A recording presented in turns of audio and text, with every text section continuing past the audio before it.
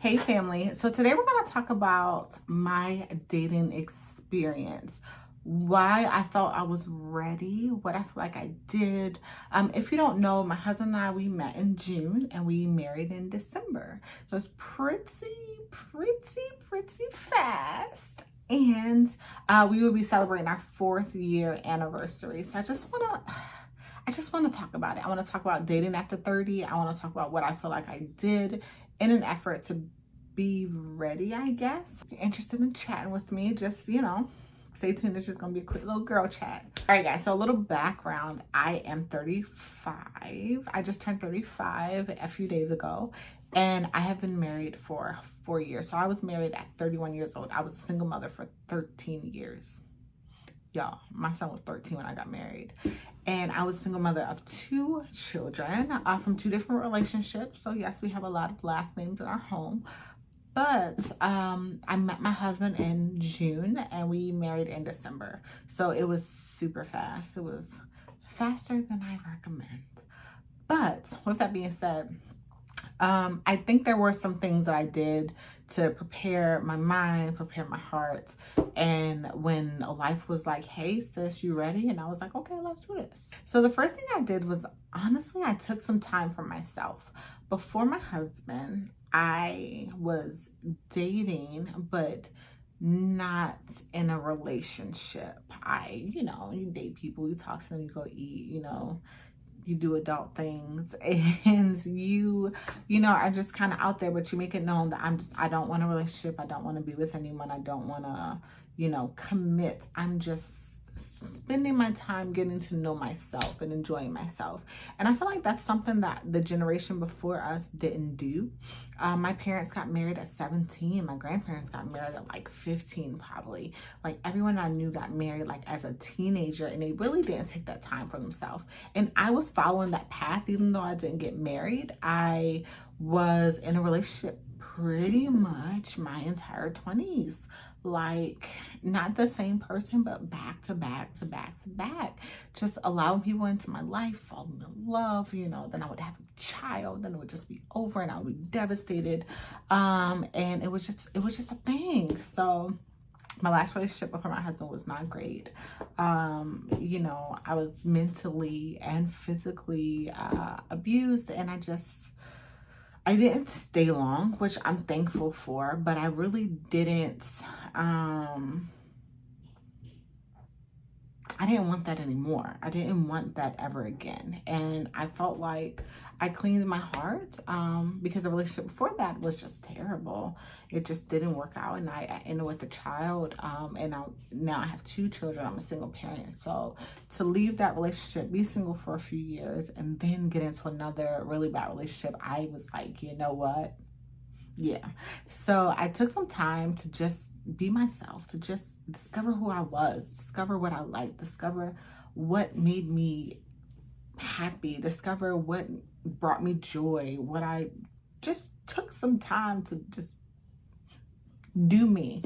And I felt that was necessary. So when I met my husband, I was at a place where, if something happens, it happens. If it doesn't, it doesn't. And I really had already come to terms with myself and said, hey, so I don't think I'm going to get married, because if you're not married by the time you're 30, it's never going to happen, right? These are the things that women tell themselves.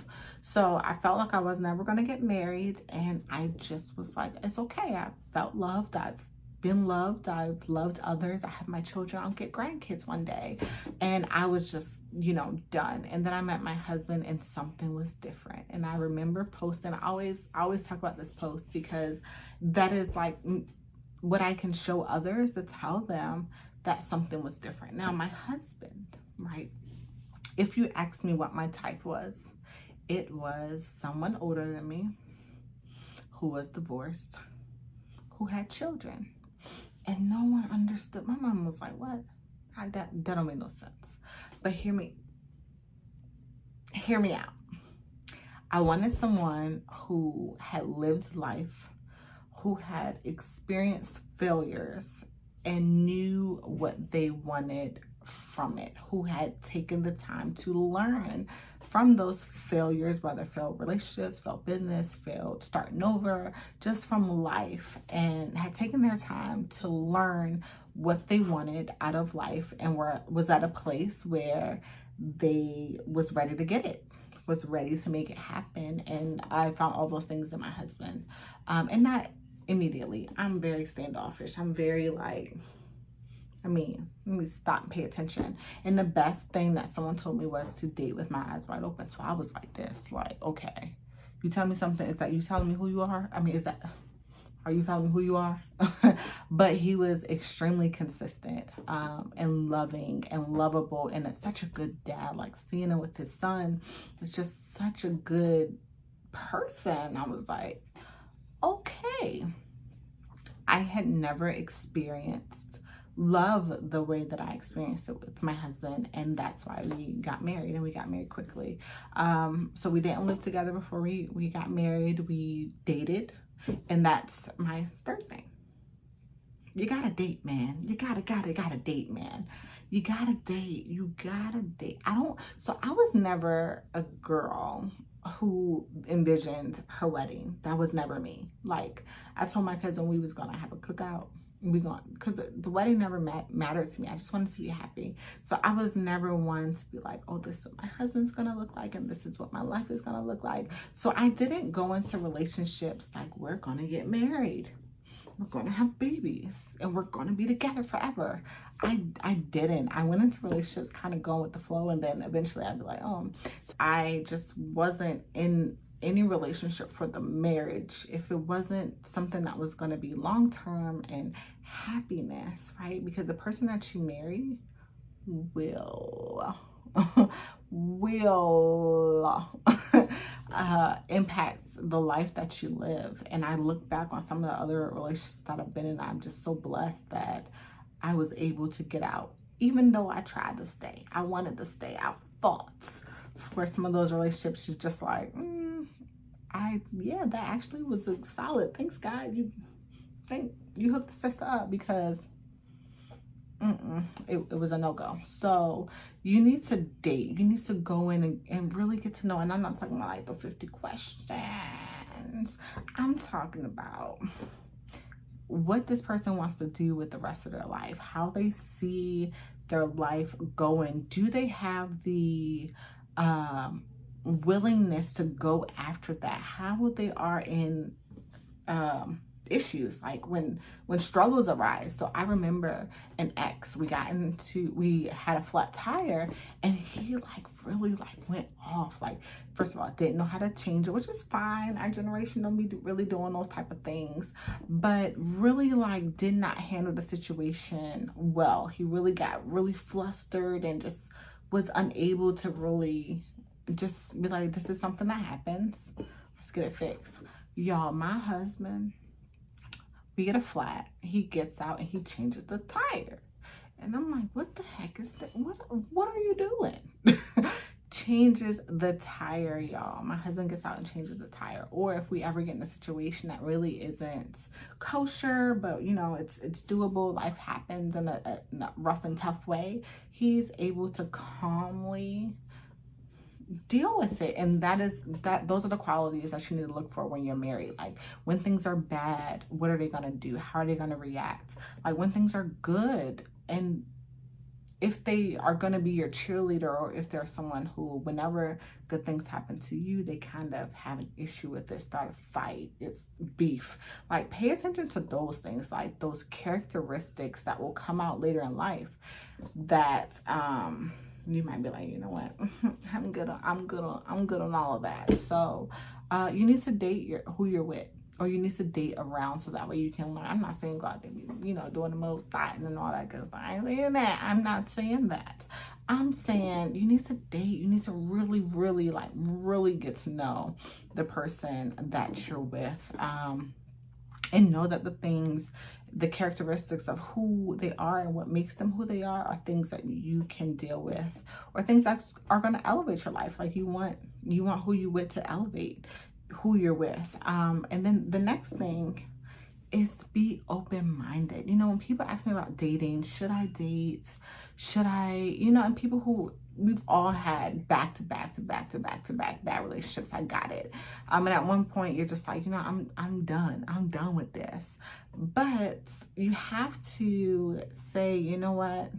I'm going to remain open-minded. I'm going to remain clean in my heart. And what I mean by that is not establish these walls that someone has to break down. Like, ain't nobody got time for that. You need to break your own walls down. You need to be able to establish your own happiness. But date, get to know people, allow people the space to get to know you, and don't just shut off. So I had someone online. I did. And he was like, you took forever, like forever to hit me back. Like, or you would hit me back and then I would respond, and then you took forever to respond again. And I was like, you know, I kept downloading and undownloading that freaking app. I did. I kept downloading and undownloading it. And I eventually went on a date with him, and we have been together ever since. So had I not been open-minded, because dating online is just, it's a lot of weirdos out there. You gotta filter through the weirdos, man. But had I not been open-minded and never gave him a chance, I wouldn't have the life that I have now. I wouldn't have my daughter, or I would have it with some other jerk that, you know, didn't stick around. Let's be real. But I wouldn't have this life. So you have to be open-minded. I'm not saying put yourself in a bad situation, sis. I'm not saying put yourself in a bad situation. My husband and I, we met at on the border. We had some lunch. It was in the middle of the day. There was a lot of people there. It was bright outside. You know, we had talked for a little bit before we met. So, you know, be safe, but it's okay to put yourself out there. It's okay to be willing to do things you've never done. I guess I haven't met people online before, but they all were terrible relationships. But I was continuing to try, because I know I don't go out. I don't go nowhere. I just go to work, come home, go to work, come home. So how was I going to meet people? I'm not trying to meet anyone at a bar.